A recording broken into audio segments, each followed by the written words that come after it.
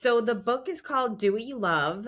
The subtitle is A Guide to Living Your Creative Life Without Leaving Your Job.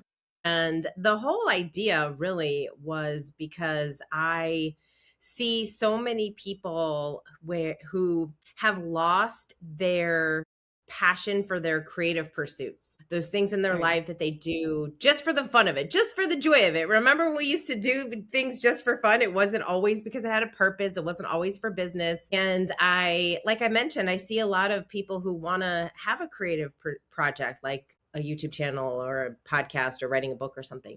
And they get into this all or nothing thinking. We think, oh, I need to leave my job and be able to become this podcaster, or it's like all or nothing. It's like either or, but we can do both of those things, right? Like you don't have to leave your Right. job in order to make some time for your creativity and explore things that are meaningful to you.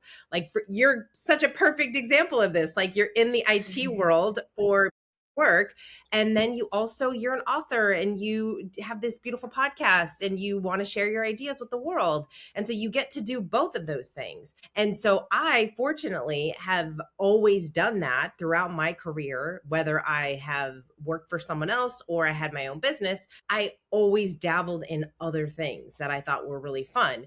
For me, it's Right. writing and it is poetry, and I have a podcast, and I also have a show that I do for the community in which I live called Wake Up West Palm, where we feature business owners in our local community. So all of these things bring me so much joy. And it's not what I do for a living, but it supports my growth and it supports me enable me to become a better leader, a better communicator, just a better individual all around. And so I really wanted to encourage people to stop making excuses to not pursue their passions. And it's been really wonderful because I get to hear all these stories. And one of my favorite ones is where there was a chiropractor he read the book and he said, I've been so busy building my practice and I'm married. I have 2 kids. So it's like, he has a wife and 2 children and there's a lot going on. And I get it. We all have lots of big lives. And he said, but I love playing guitar. And so I was inspired to start playing the guitar again. And he started playing again. And what he did was, I talk about pockets of time, how we can always find pockets of time to fuel our joy. And so he started bringing his guitar into the office. And what it did was 2 things. One, not only did he get to play in between patients, and that just brought him joy, but also he had his guitar on the wall. So some of his patients would say, oh, you play guitar?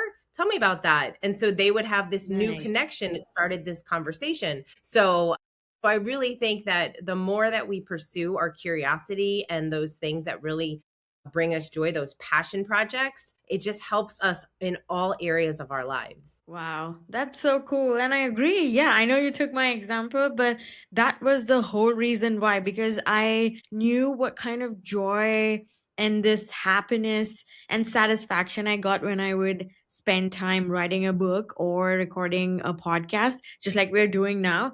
And I was like, okay, I don't have to completely leave my job. I can still do this on the side, making sure that it doesn't affect my 9 to 5 job.